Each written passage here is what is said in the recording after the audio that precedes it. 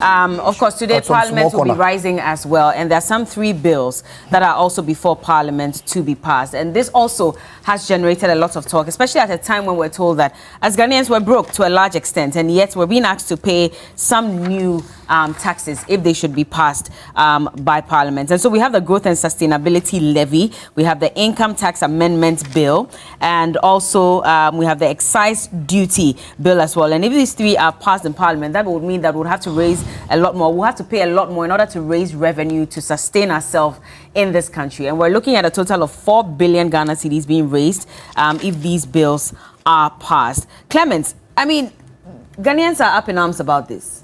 Things are already difficult. Salary hasn't really increased. And I remember that in the 2021 budget that was read, there were some bills that were introduced. I remember Sanitation and Pollution Levy, COVID-19 Levy. We're still paying all those ones. Ghanaians are asking that, what is the update on even those taxes that we've paid? We've not gotten a breakdown of those levies that we've paid, and yet we're being asked to pay a lot more on other taxes as well. Why is this happening? Yeah, Bella, let me say that it's not a secret. We all know that we are in hard times. And so, like a friend said, we are in abnormal times, and so we need to take abnormal decisions to mitigate the situation we are in. So, Bella, once we are not in normal times, and to quote the words of a friend, abnormal times demand abnormal decisions to clear off the abnormality. Now, we've stepped one foot forward to seeking an IMF bailout as part of the conditionalities and the steps towards getting there. You would need to raise few revenues here and there. And this topic has always been in the system, that we need to widen the task net, the task net. It has always been the few people, the corporate workers and the people who are even licensed to operate, that they only pay taxes. So how do we widen the tax nets? And these are steps the government is taking to widen the tax net, so that the burden will not be on only the few, but at least we get a greater portion or majority of the people to also pay. We get taxes from different angles to also make up. We are looking at generating a total of 4.4 billion Ghana cedis to support this whole IMF something. Income Tax Amendment Bill. So let me say, it is not a new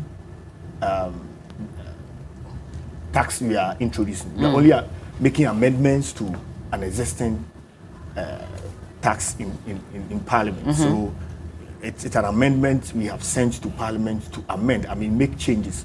So what if the changes is to even reduce the percentage from, say, 10% to 15%? Are you going to say to 5%? Are you going to say we are going to charge Ghanaians with new taxes? No. It's an amendment you are making. We're only going to make changes to increase it. Yeah, but you are burdening me as a Ghanaian if you're asking me to pay, even if it's just 0.5% that you are adding to it.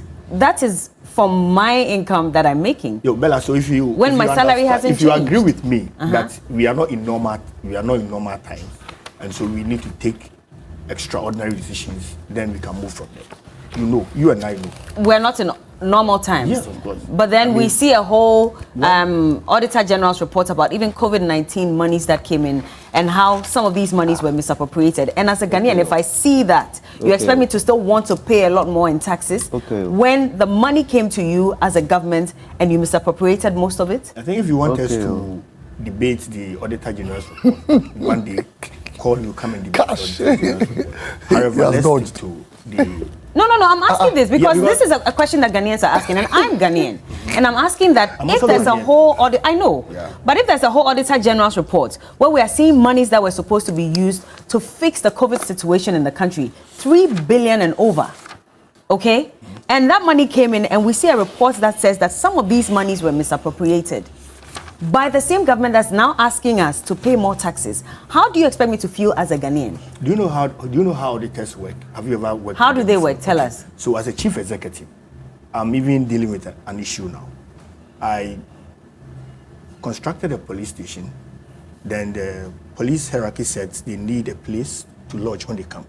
So out of that, we had to get some funds from the assembly's coffers to rent a full house for them. We've rented a house for them, and 7 months, the police have not moved in yet. Now, auditors come to the assembly and they raise queries that I have caused financial loss to the states. Why? Because I have rented an apartment for Ghana Police Service, which no one is in.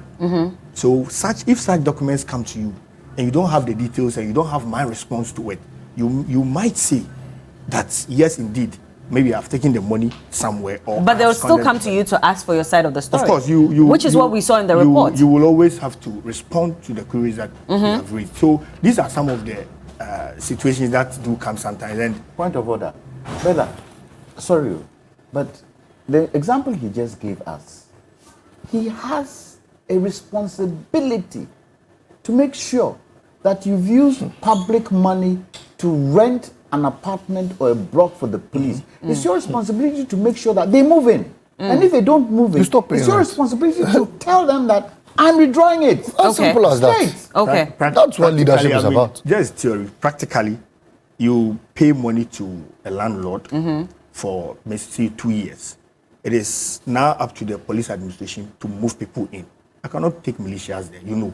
Why? So that money goes to waste? It's go to waste? No, it's not go to waste. They will certainly move in, but they are not in yet. When? Yeah, but so those months that they are not there, the money is being wasted. Of course. It's wasted. It's your responsibility. Go to the IGP and say, look, we have paid X amount of money for your people to move in. They are not moving in. It can cause financial loss. So let us know whether they are moving or not. Take it on. Lawyer, I'll let you come in. Please let him land. So that is how the auditors work sometimes. Now, if you look at the Constitution, I'm glad lawyer is here. Taxation. That is one of the revenue that one of the ways that lawyer is not glad you are here. Revenues to support government projects and infrastructures. Okay. So if I, from Amansia South, I'm looking for a road, I'm looking for hospitals, just as we are seeing. If for nothing at all, I can boast of Agenda 111 being constructed in my district. People from Manson Dubia, Kumpesi and Co. know that the road is being worked on. Watresi and Co. they know the road is being worked on. So if we want more development, certainly you have to pay taxes to get these. But that's not what your party told us when you were coming to power. You didn't tell us that if we want more developments, we'll pay more taxes. You told us that you're going to move us from taxation to production. Is that not what you told us? Yeah, of course. But and so if you come now and you are taxing us a lot more, should we not have a problem with it? No, you can't have a problem with it because you are seeing the development. If you are not seeing the development, then you can complain. Are Ghanaians seeing the development? I have given you examples. In my district, I'm not, though I'm in Accra now, I cannot just say go to Pukwasi interchange or go to Tamale. I can't speak for people in Tamale that there's an interchange in Tamale. They know. But at least those watching from Amansia know that our roads is being worked on. We are seeing Agenda 111 and other projects.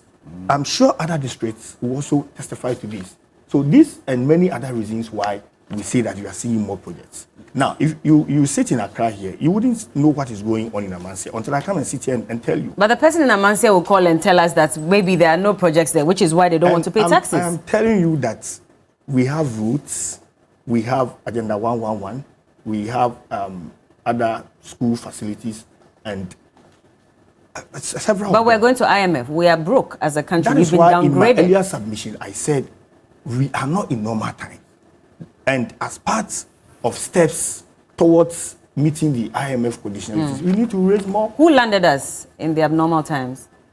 Economically. I mean, both internal and external factors. You cannot just link them to. So then you agree that if you say internal, do you agree that your government also played a role in where we are today? Once we are in government, yes. Because we see when you are in government, when the goodies come, you take it. And when the blame also can, we take it. And we have, over the period, said, yes, we are in charge. And we will make sure that we will take Ghanaians out. Have you mismanaged the economy? We haven't. Not so at what's all. What's your how are you taking the blame? Yes, not at all. So how are you taking the blame then?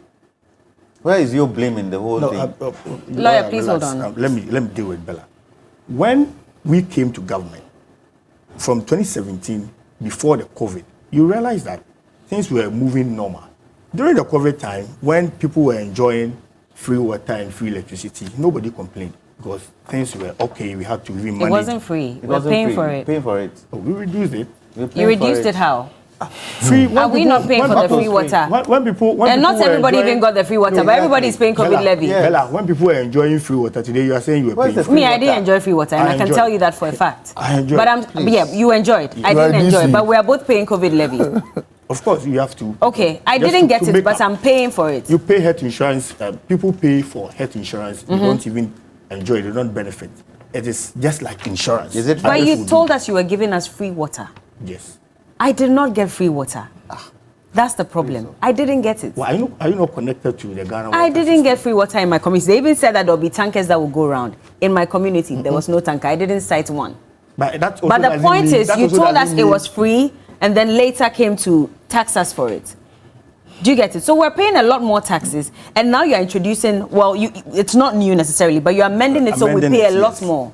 That is where the problem is. Because if my situation hasn't changed, and I'm still going through the economic hardships as a Ghanaian, and yes, government is saying that because we're going to IMF, we have to meet certain conditionalities, and one of them would be to pay more taxes. Where am I going to get the money to pay the extra tax? What happens to me and surviving with the rest of the money that's left?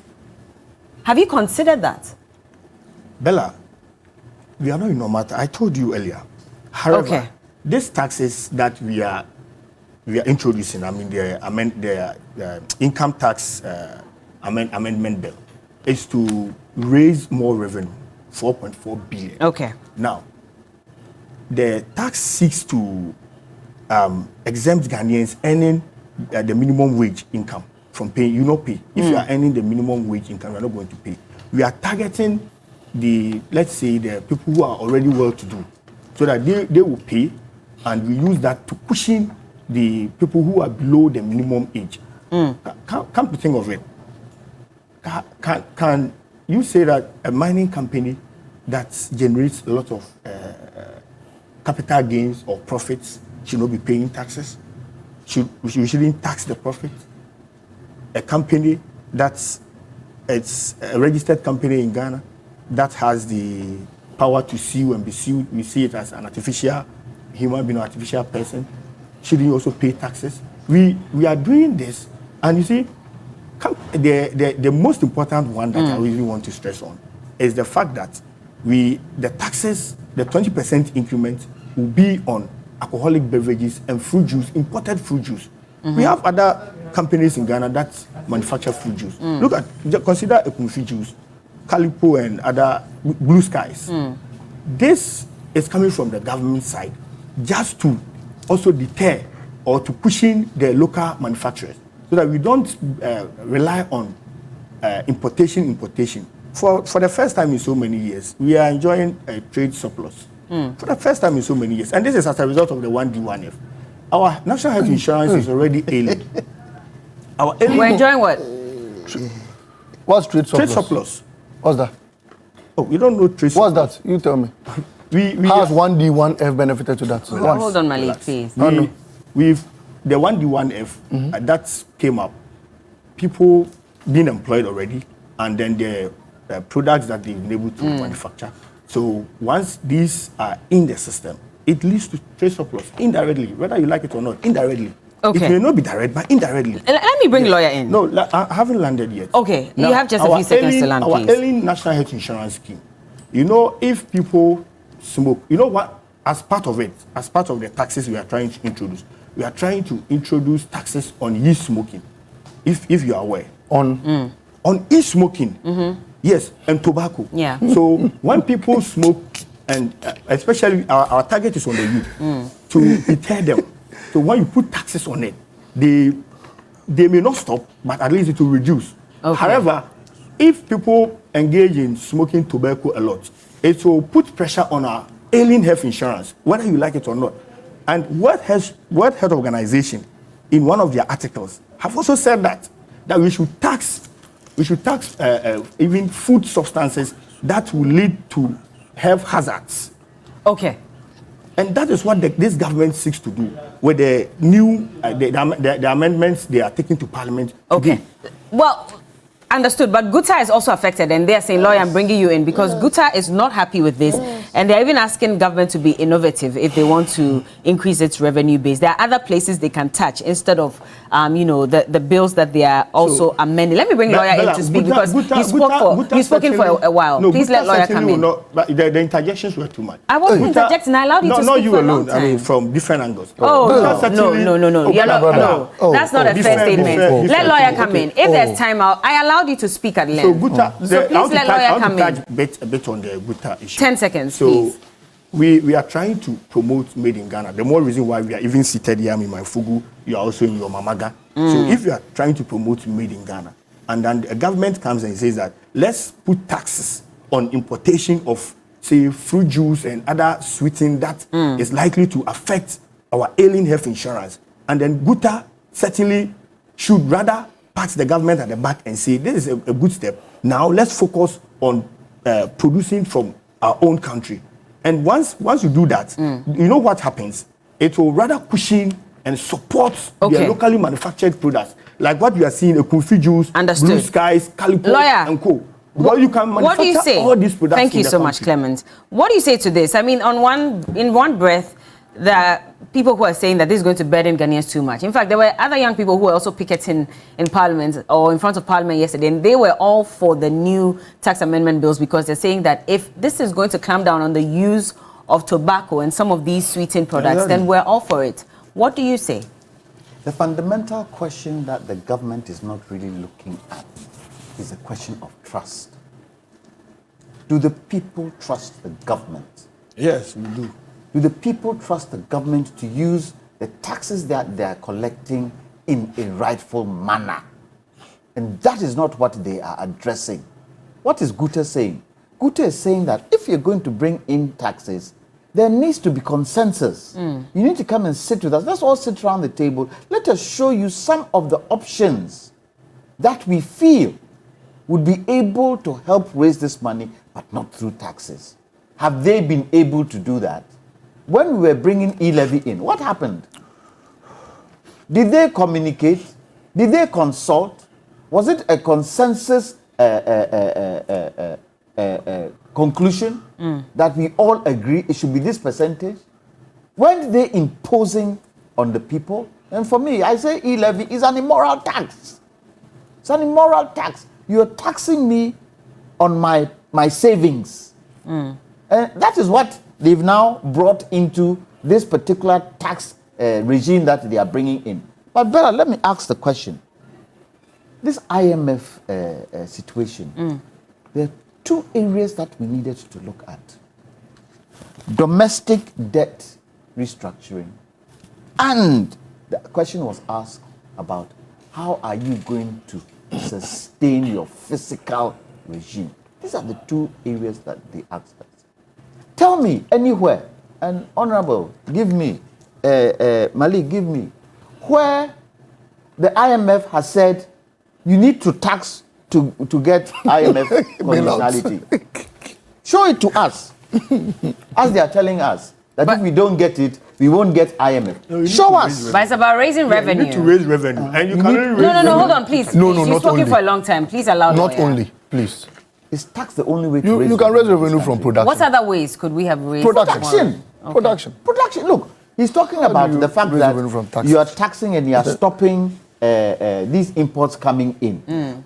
Have you looked at whether your local production would be able to sustain any supply? So go to a Kumfi Juice today. They are doing well. But ask a Kumfi Juice, look, I have an external order of 500 containers. Will they be able to do it? Will they be able to do it? If your raw material that you are using to produce the juices in this country, there's not enough, don't you look at that first? You make sure that you plug all those holes where the raw material is in abundance. And even that raw material, what does it do? It produces, it brings about employment, doesn't it? A Kumfi Juice need pineapple, they need orange, they need sugarcane, they need all these things. Won't you create that situation for them where they can supply the raw material to a Kumfi Juice and the other types of juice companies so that they can maximize production, and in maximizing production, as the revenue comes in, and you see the quantum revenue coming in, you then target the balance. So I ask the question, what is the government's sacrifice in this? What are they sacrificing? What is government sacrificing with regards to this particular issue they are bringing in taxes? What have they sacrificed? They'll tell you, 30% of salaries of cuts, ministers. Is that what it is? They should be telling us, we are cutting on this, we are cutting on this. We are cutting. For me, the moment we hit that milestone where we realized we won't be able to pay our debts, that was where government was to come back to us. Ghanaians, we have promised to do A, B, C, D, E. We haven't been able to do it. But at this present moment, where we sit today, we can't continue because we don't have the monies to do it. They should have told us and not wait to let it go. When we wanted to do IMF, what did they tell us? We are people, proud people. We won't go to IMF. Haven't they gone to? All the things they said, haven't they gone back on it? So how can we trust the government?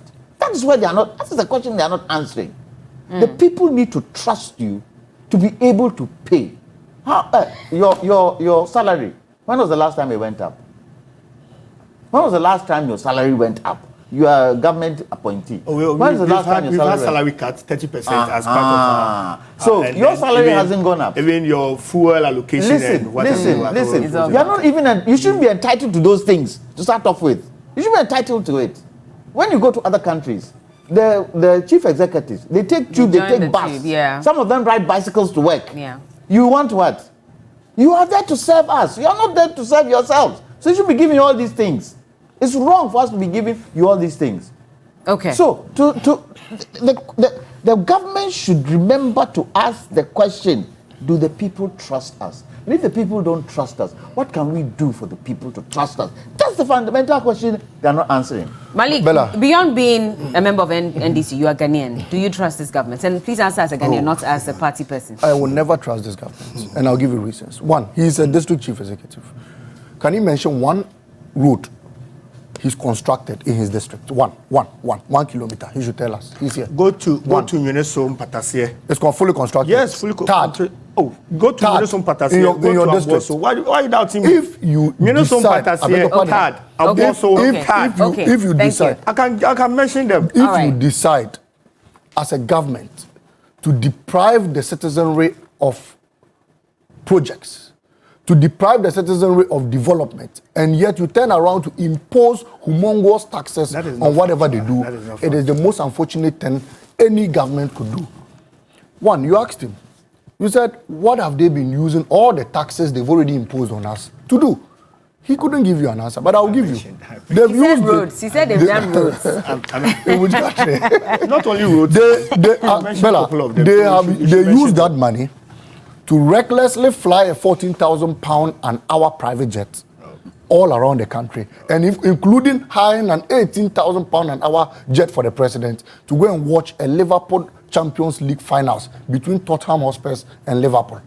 That's one. Two, these are allegations. They have not come out to say so the show, that is really I've stated it again. They said it is a national security matter. Well, to go and watch a Champions League match with a private jet is a national security matter. Two, they use those monies to change V8 batteries to a tune of 15 million in just 6 months. I don't know how the batteries run. Batteries that can last for a year.